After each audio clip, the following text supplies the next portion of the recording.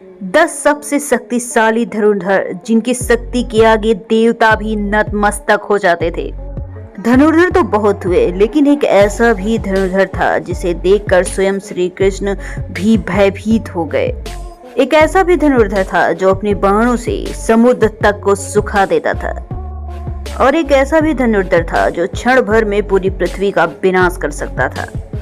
सबके पास थे एक से बढ़ के एक दिव्यास्त्र, लेकिन सर्वश्रेष्ठ तो सर्वश्रेष्ठ ही होता है। आखिर कौन थे सर्वश्रेष्ठ धनुर्धर? क्या अर्जुन सर्वश्रेष्ठ थे? नहीं। क्या कर्ण सर्वश्रेष्ठ धनुर्धर थे? नहीं। आप जितना चाहे अंदाजा लगा लो, लेकिन आप उस धनुर्धर के बारे में सोच भी नहीं सकते जो सर्वश्रेष्ठ धनुर्धर थे। वैसा धनुर्धर ना ही कभी हुआ है और ना ही कभी होगा। तो चलिए जान लेते हैं भारत के 10 सर्वश्रेष्ठ धनुर्धर। सबसे पहले एक कमजोर योद्धा से शुरू करेंगे और अंत में सबसे शक्तिशाली योद्धा तक पहुंचेंगे।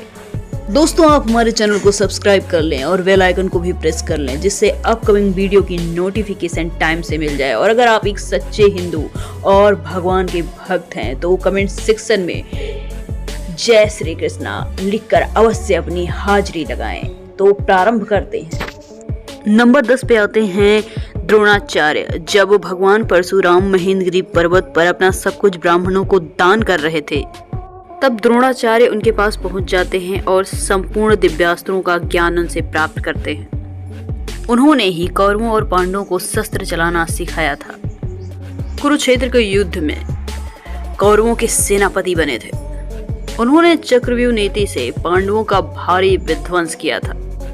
युद्ध के दौरान गुरुद्रोण ने जो चक्रव्यूह बनाया था उसमें फंसकर अभिमन्यु मारे गए थे। जब तक गुरुद्रोण के हाथ में शस्त्र था उन्हें मारना असंभव था। इसी वजह से पांडव छल करने के लिए विवश हो गए थे। नंबर 9 पे आते हैं अर्जुन। गुरुद्रोण की दृष्टि में अर्जुन सर्वश्रेष्ठ धनुर्धर थे। द्रोणाचार्य ने अर्जुन को अपने सारे अस्त्रों का ज्ञान दिया था। अर्जुन के एक बाण से दुश्मन अधमरे हो जाते थे। यहाँ तक कि महादेव को प्रसन्न करके अर्जुन ने पाशुपतास्त्र प्राप्त कर लिया था। अर्जुन दोनों हाथों से बाण चला सकते थे, इसलिए उन्हें सव्यसाची कहा जाता था। जहाँ द्रौपदी स्वयंवर में कर्ण के अलावा सारे योद्धा नतमस्तक हो चुके थे, वहीं अर्जुन ने लक्ष्य को प्राप्त किया था। अर्जुन ने देवराज इंद्र तक को परास्त कर दिया था। जिन निमात कवच राक्षसों को रावण भी नहीं हरा पाया, उन्हें अर्जुन ने परास्त कर दिया था। नंबर 8 पर हैं भीष्म। भीष्म गंगा माता के पुत्र थे। उनके गुरु स्वयं परशुराम थे। एक बार तो उनका युद्ध स्वयं परशुराम से ही हो गया। युद्ध में परशुराम और भीष्म एक दूसरे पर महाविनाशकारी अस्त्र शस्त्र चला रहे थे, लेकिन इस युद्ध का कोई परिणाम नहीं निकल रहा था। आखिर में इस युद्ध को रोकने के लिए देवताओं को जमीन पर स्वयं उतरना पड़ा था। महाभारत का जब युद्ध शुरू हुआ था तो पितामह भीष्म कौरवों के प्रथम सेनापति बने थे। भगवान श्री कृष्ण ने इस युद्ध में शस्त्र न उठाने की सौगंध खाई थी, लेकिन भीष्म ने उन्हें युद्ध क्षेत्र में अपने पराक्रम के बलबूते शस्त्र उठाने पर मजबूर कर दिया था। भीष्म को नियम अनुसार युद्ध करके परास्त करना असंभव था, इसलिए शिखंडी को आगे करके भीष्म को अर्जुन ने सैया पर लेटा दिया था। नंबर 7 पे हैं एकलव्य। एकलव्य महाभारत के एक सर्वश्रेष्ठ धनुर्धर थे। जब गुरु द्रोण के पास एकलव्य शिक्षा के लिए गए थे तो गुरु द्रोण ने उन्हें इनकार कर दिया था। इसके बाद द्रोण को गुरु मानकर एकलव्य ने वन में धनुर्विद्या का अभ्यास शुरू कर दिया था। जब कौरव और पांडवों में से किसी को भी शब्दभेदी बाण चलाना नहीं आता था तो एकलव्य अपने अभ्यास मात्र से शब्दभेदी बाण चलाना सीख गए थे। एकलव्य की धनुर्विद्या को देखकर अर्जुन को भी लगने लगा था कि एकलव्य ही सर्वश्रेष्ठ धनुर्धर थे। लेकिन एक समय गुरु दक्षिणा के नाम पर गुरु ने एकलव्य का अंगूठा मांग लिया था, लेकिन बिना अंगूठे के भी बाण चलाना सीख गए थे। दोस्तों, मॉडर्न आर्चरी में बिना अंगूठे के इस्तेमाल के ही बाण चलाया जा सकता है। दोस्तों, एकलव्य इतने शक्तिशाली थे कि भगवान श्री कृष्ण को भी उनका वध करना पड़ गया था। एकलव्य के बारे में भगवान श्री कृष्ण ने कहा था कि अगर एकलव्य का अंगूठा द्रोण ने दान में ना लिया होता तो दूसरा परशुराम बनकर एकलव्य जंगल में घूम रहा होता। कोई धनुर्धर उसे परास्त नहीं कर पाता और कोई मनुष्य तो उसके सामने टिक भी नहीं पाता। भगवान श्री कृष्ण ने जिस धनुर्धर की तुलना भगवान परशुराम से की है उसके बारे में तो आप सोच ही सकते हैं। नंबर 6 पे आते हैं बर्बरीक। बर्बरीक भीम के पुत्र थे। उनके पास ऐसे 3 बाण थे जो सेकंडों में पूरे महाभारत को खत्म कर सकते थे। बर्बरीक के 3 बाणों के बारे में जानकर खुद भगवान श्री कृष्ण भी चिंतित हो गए थे, जिसके बाद उन्होंने दान में बर्बरीक का सिर मांग लिया था। इसके बाद खाटू श्याम के नाम से इस धरती पर बर्बरीक की पूजा होती है। अगले नंबर पे आते हैं मेघनाथ। मेघनाथ इतने बड़े धनुर्धर थे कि उन्होंने देवताओं को परास्त करके इंद्र को बंदी बना लिया था, जिसके चलते उसका नाम इंद्रजीत पड़ा। उसके पास ब्रह्मास्त्र, विष्णु अस्त्र और पाशुपत अस्त्र, इन तीनों अस्त्रों का ज्ञान था और इसी विद्या के कारण उसने लक्ष्मण जी पर ब्रह्मास्त्र, विष्णु अस्त्र और पाशुपत अस्त्र चलाया था।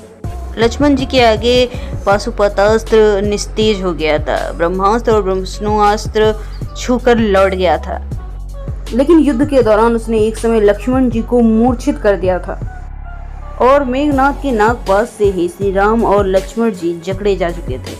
ये रामायण काल के एकमात्र योद्धा हैं जिन्हें अति महारथी कहा गया है। नंबर 8 पे हैं कर्ण। महाभारत काल के एक ऐसे योद्धा थे। इनके पास कुछ ऐसे दिव्य कवच और कुंडल थे जिसे किसी भी अस्त्र से भेदा नहीं जा सकता था। इंद्र ने छल से इनका कवच और कुंडल छीन लिया था। बिना कवच के भी कर्ण बहुत शक्तिशाली थे। अंतिम युद्ध में जब अर्जुन और कर्ण के बीच युद्ध हुआ था तब कर्ण ने अर्जुन के 11 प्रहारों को परास्त किया था। अर्जुन के ब्रह्मास्त्र को कर्ण ने साधारण बाणों से ही काट डाला था और कर्ण ने अपने सर्व बाण से अर्जुन को लगभग मार ही डाला था। अगर उस वक्त स्वयं श्री कृष्ण भगवान अर्जुन की रक्षा न करते तो शायद अर्जुन मारे जाते। जब तक कर्ण के हाथों में शस्त्र था तब तक उन्हें किसी भी तरह से परास्त नहीं किया जा सकता था। इसलिए जब कर्ण निशस्त्र थे तब अर्जुन को छल से उनका वध करना पड़ा था। अगले नंबर पे हैं लक्ष्मण जी। शेषनाग अवतार लक्ष्मण जी महापराक्रमी थे। उनकी धनुष रेखा में ही इतनी शक्ति थी कि रावण भी उसे पार नहीं कर सकता था। शास्त्रों के अनुसार वो एक श्रेष्ठ धनुर्धर थे। रावण के महाबलशाली पुत्र इंद्र को पराजित करने वाले इंद्रजीत का वध वही कर सकते थे जिसने 14 साल तक सैया पर 1 सेकंड के लिए निद्रा ना ली हो, जिसने 14 साल तक पत्नी और भोजन का त्याग किया हो।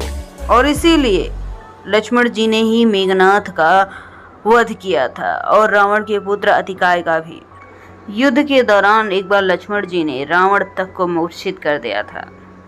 नंबर 2 पे आते हैं श्री राम। भगवान विष्णु के अवतार मर्यादा पुरुषोत्तम भगवान श्री राम का धनुष विद्या में कोई मुकाबला नहीं कर सकता था।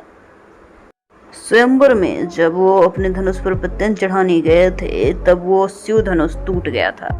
ऐसा कोई अस्त्र नहीं था जो भगवान श्री राम के पास ना हो। जब रावण ने लंका जाने के लिए उन्हें मार्ग नहीं दिया तो राम ने अपने धनुष बाण से ही समुद्र को सुखाने का काम किया और श्री राम ने अपने बाण मात्र से रावण और कुंभकर्ण जैसे महायोद्धाओं को स्वर्ग भेज दिया था। नंबर 1 पर हैं देवों के देव महादेव। संपूर्ण ब्रह्मांड और धनुर्विद्या की सृष्टि महादेव से उत्पन्न हुई है। भगवान शिव ही सृष्टि की शुरुआत है, वही इसका अंत है।